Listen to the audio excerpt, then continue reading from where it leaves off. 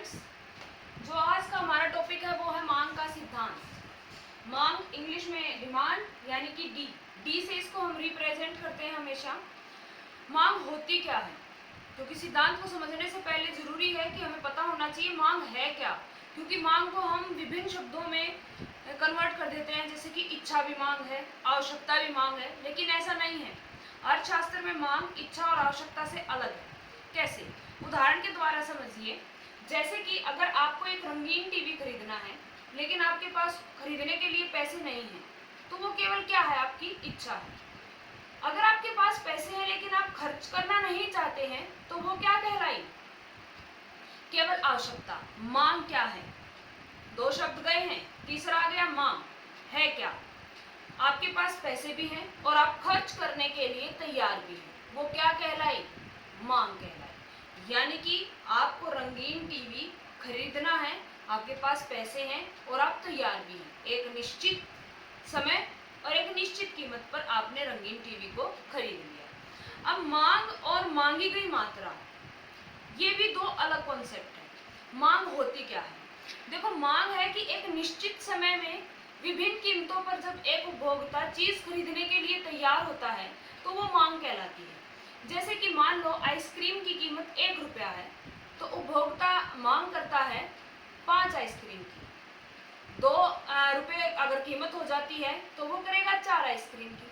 3 रुपये हो जाती है तो वो आइसक्रीम की मांग को कम कर देगा, 3 कर देगा। ठीक है, ये थी हमारी मांग। यानी कि एक निश्चित समय है और विभिन्न कीमतों पर खरीदने के लिए तैयार। मांगी गई मात्रा क्या होती है? एक निश्चित समय भी होता है और एक निश्चित कीमत भी होती है। कीमत और समय दोनों एक जैसे हैं। इसमें उदाहरण के द्वारा समझिए कि 1 रुपया अगर कीमत है तो वो 5 क्या है? मांगी गई मात्रा है आइसक्रीम की। इस प्रकार मांग और मांगी गई मात्रा में डिफरेंस है।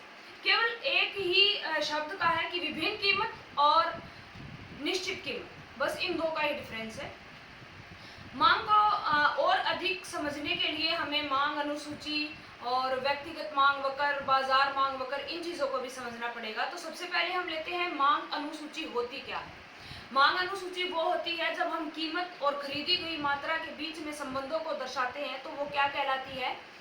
मांग अनुसूची। मांग अनुसूची दो प्रकार की होती है, व्यक्तिगत मांग अनुसूची और दूसरी है हमारी बाजार मांग अनुसूची।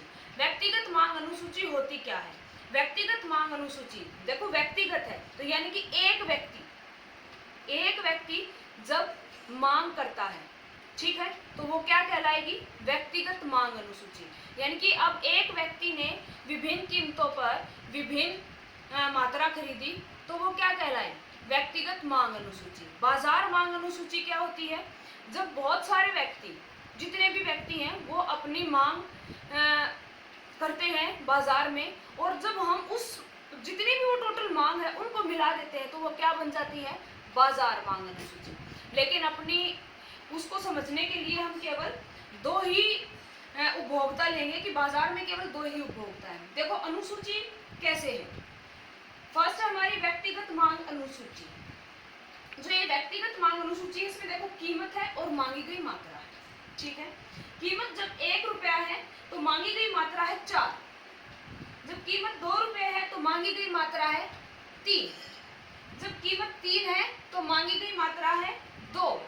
जब कीमत 4 है तो मांगी गई मात्रा है 1। ये केवल एक व्यक्ति के द्वारा मांगी गई मात्रा है, तो ये क्या कहलाई? व्यक्तिगत मांग अनुसूची। ये है बाजार मांग अनुसूची। देखो, बाजार मांग अनुसूची को समझने के लिए हमने केवल दो ही उपभोक्ता लिए हैं, ताकि ये हमारे लिए आसान हो जाए कि हम किस प्रकार बाजार मांग अनुसूची को तैयार करते हैं। वैसे तो बाजार में अनेकों उपभोक्ता होते हैं और उन सबकी जितनी भी मांग होती है उनको जोड़कर हम जब तैयार करते हैं तो बाजार मांग अनुसूची कहलाती है। देखो कीमत, इसको भूल जाओ, अभी केवल एक उपभोक्ता को देखो आप कि ए है जो, उसकी मांग क्या है? कीमत 1 है तो मांग है 4 की। जब कीमत 2 रुपये हो जाती है तो 3 आइसक्रीम की मांग करता है। जब कीमत 3 है तो 2 आइसक्रीम की मांग करता है, और कीमत जब 4 है तो आइसक्रीम 1 की मांग करेगा। ठीक है, ये था एक उपभोक्ता, यानी कि एक आदमी था, ये एक व्यक्ति था। अब हम दूसरा व्यक्ति लेते हैं, कोई व्यक्ति है बी, ठीक है, ये उसकी मांग है। तो अब इसको भूल जाओ थोड़ी देर के लिए, इसको देखेंगे केवल जब एक कीमत हो वो 5 आइसक्रीम की मांग करता है। देखो अलग अलग उपभोक्ता अलग अलग डिमांड करते हैं, कोई जरूरी नहीं है कि एक ने उतनी ही मांग की है तो दूसरा भी उतनी ही करेगा। आप अपने से अंदाजा लगा सकते हो कि आप बाजार में अलग सामान खरीदते हो, अलग मात्रा में खरीदते हो, और दूसरा व्यक्ति उसी सामान को अलग मात्रा में खरीदता और नहीं भी खरीदता, कोई जरूरी नहीं होता। लेकिन इसको समझने के लिए हमने ये लिया है कि जब 2 रुपए है तो वो 4 की मांग करेगा, 3 रुपए है तो 3 की, 4 है तो 2। बाजार मांग बनती कैसे है कि एक जो है और जो बी है उन दोनों को क्या कर दिया जाता है, जोड़ दिया जाता है, तो हमारी क्या आ जाती है, बाजार मांग आ जाती है। देखो बाजार मांग जब हमने 4 और 5 को जोड़ा तो 9 आ गई, 3 और 4 को जोड़ा तो 7 आ गई, 2 और 3 को जोड़ा तो 5 आ गई, 1 और 2 को जोड़ा तो 3 आ गई। ये हमारी क्या थी, बाजार मांग अनुसूची। देखो अनुसूची जब बन जाती है तो एक चीज और बनती है, क्या, व्यक्तिगत मांग वक्र और बाजार मांग वक्र। क्योंकि दो चीजें हैं तो समझने के लिए हम दो ही वक्र बनाएंगे, ठीक है।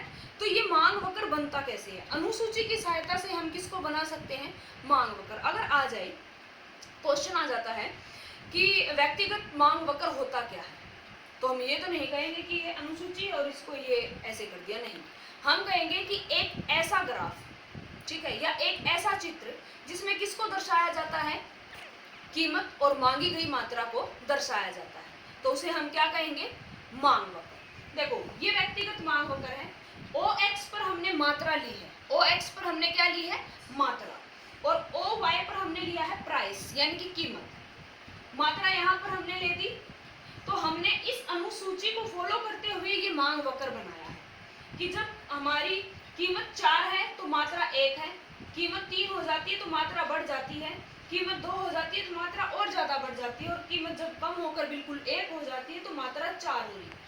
देखो इसको ध्यान से करते चलो, क्योंकि जब भी हम मांग वक्र करेंगे तो ये हमारे काम आएगा कि किस प्रकार जैसे जैसे कीमत बढ़ रही है मांग घटती जा रही है, और कीमत जब घट रही है तो मांग बढ़ती जा रही है। तो हमने जब इन बिंदुओं को मिला दिया तो एक लाइन खींची जिसका नाम हमने दिया DD, वो क्या था, व्यक्तिगत मांग वक्र बन गया ये हमारा मांग वक्र। इधर फिर हमने ये हमारा केवल व्यक्तिगत मांग वक्र मैंने आपको दर्शाया है, और इधर जो है ये है हमारा बाजार मांग वक्र। देखो बाजार मांग वक्र कोई इतना सारा बनाने की जरूरत नहीं है, लेकिन ये समझाने के लिए मैंने आपको दिखाया है कि हमने केवल पहला जो डायग्राम बनाया है वो एक ही मांग का बनाया है, जैसे ये अलग बनाया था ऐसे ही ये बनाया है, और बी का अलग बनाया है। जोड़कर हमने इसको ये दे दिया है कि देखो जब हमारी कीमत 1 रुपया है तो दोनों का जो मांग है वो कितनी हो गई, 9, तो 9 आ गया। जब कीमत 2 हो जाती है तो 7 आइसक्रीम मांग हो गई। जब कीमत 3 हो गई तो 5 आइसक्रीम की मांग है। जब कीमत 4 है तो 3 आइसक्रीम की मांग है। मैंने केवल इनको लिया है जो बाजार मांग वक्र है लास्ट में। तो जब भी हमें बढ़ाने की या यह आ जाता कि बाजार मांग अनुसूची या बाजार मांग वक्र क्या होता, तो ये दोनों बना के दिखाने की जरूरत नहीं है, केवल एक को बनाकर दिखाना है, वो है ये हमारा A + B की मांग यानी कि बाजार मांग वक्र।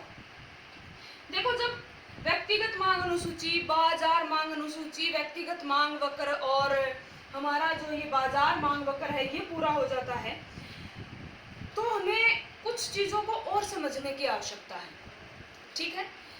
और चीजों को समझने के लिए मांग का नियम, ठीक है, और मांग का नियम समझने से पहले हमें एक चीज जो मोस्ट इम्पोर्टेंट है वो समझनी पड़ेगी, वो हम समझेंगे अपनी अगली वीडियो में।